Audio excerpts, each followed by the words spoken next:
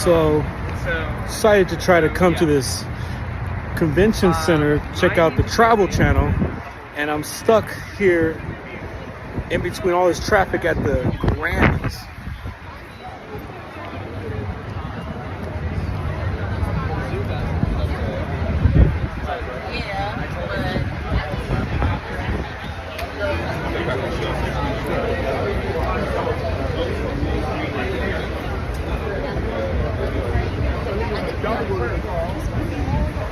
It's crazy out here, man. You never know what you're gonna get in LA. Crazy. Just want to go see Rick Steves. And I'm stuck at the Grammys. Crazy.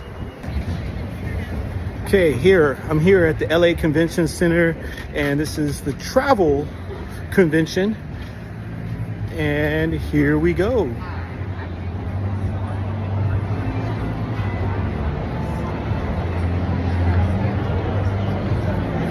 One thing I love about being in LA is always something happening. You just gotta know what's happening.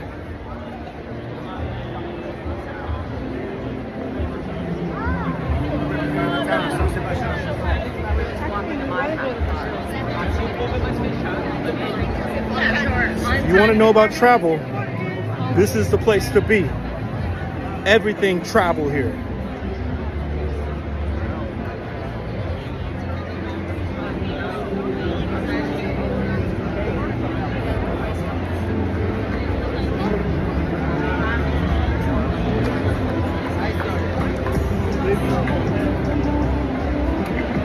This is amazing.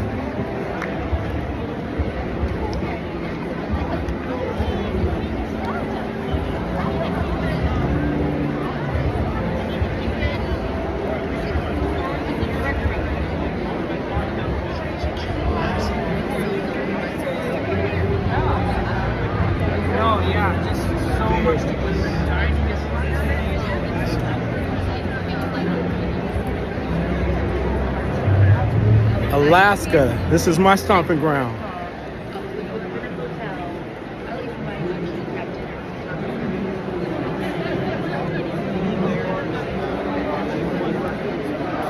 Put your name, email address.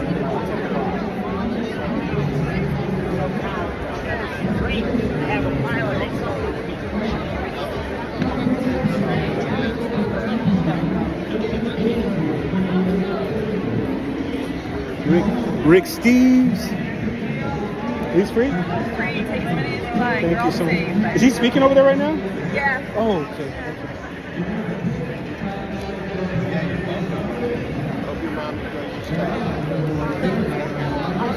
Let's go check out Rick Steves. He's the man when it comes to travel in Europe. Learned a lot from this guy. Excuse me, I just need a moment with my harmonic better go.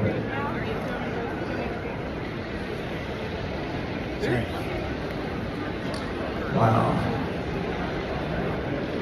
Yeah, you know, it stays with you. It's a treasure to have those great ingredients. You know, zucchini flour. I didn't know zucchini flour was a thing until once I was in Italy during zucchini flour time, and every temporary local person, you want to eat with the season, you want to eat local. When I'm looking for restaurants, I've come to the conclusion that rather, if you're in a tight budget, and most people don't want to spend for a fancy meal 3 times a day, every day for their whole trip. Every other day, I like a very nice meal. And then the rest of the time, I want to be a little more practical. I would recommend not going to a mediocre restaurant and ordering reckless, a cheap restaurant and ordering reckless. I would pay a little more to go to a nice restaurant and order sparingly. And get away from this goofy American hang-up that they don't like you to share dishes.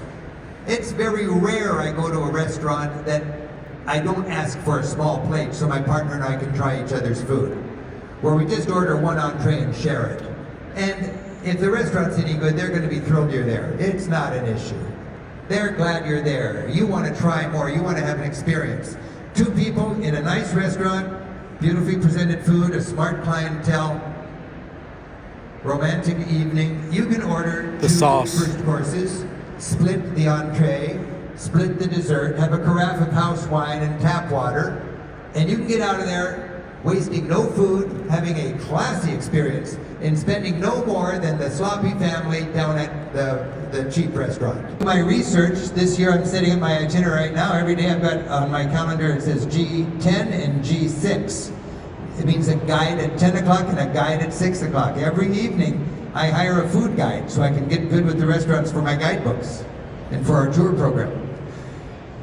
And I asked my staff to research all of the Michelin-rated but not Michelin-starred restaurants and list them for me so I can find out what neighborhood they're in. If they're in neighborhoods I'm trying to feature, I will visit those restaurants, and many of them I'll end up putting in my book. This was a Michelin-rated restaurant in Toledo, which was great. And again, order the dessert and 3 spoons. That's no problem at all. I like family-style dining. Some cultures lend themselves to that. In Spain, the tapas. In Greece, the meze. In Venice, the cecchetti. Ugly things on toothpicks washed down by local wine. Why not? With a good local kind of clientele. Oh, I just love the tapas. At lunchtime, I know you get a better price on the fancy food if you go to a fancy restaurant for lunch, but I don't want a fancy meal at lunchtime. I'm on a roll. I'm seeing the town. I just want to fill up with quality lunch. My goal is to stay away from a fast food gut bomb at an international chain and find a little deli where the local workers go for lunch. As far as sleeping goes, I used to get into these cheap places, you know, $10 for a bed and a kitten tossed in for no extra. I'm not into that anymore, but I don't want this kind of high-rise American style efficiency and formality or comfort in Europe. You know, I'm glad I got it tonight. I'm glad I got this when I'm out traveling around the country doing work. But when I'm in Europe, I want to know where I am. I want a little chalet in a humble town in the Swiss Alps where everybody has the same last name, where after a long day of cutting hay, the farmers have gathered in the basement and they're drinking and playing the spoons and yodeling, and you're standing on your balcony looking at little avalanches on the far side of the hill. This is Switzerland, you know? You can have that. It's not necessarily cheaper than the big, efficient, modern, international class hotels. It's just a better experience. That's what I like. When I'm in Paris, I like to stay in a 2-star family-run hotel run by Francoise and Stefan. It doesn't have a swimming pool, it doesn't have a restaurant, it doesn't have all the things you need for 4 stars. It's 2 stars.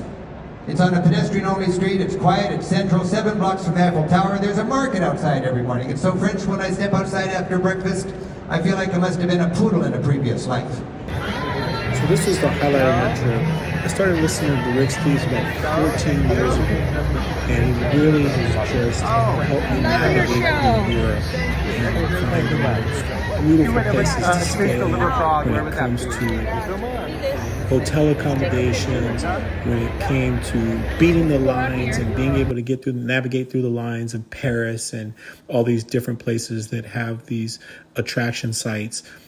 Being able to learn how to take the trains through Switzerland, being able to see all these beautiful attractions. His team has done a beautiful job with being able to create their tour guides that you can also get in the form of books or even their audio app. You can actually have city walks in their audio app. Highly recommend Rick Steves to anybody traveling through Portugal. It'll save you lots of time. It'll save you lots of money. And he really is a master. So this is part 1. If you like this one, stay tuned. I have part 2 coming up in just a minute.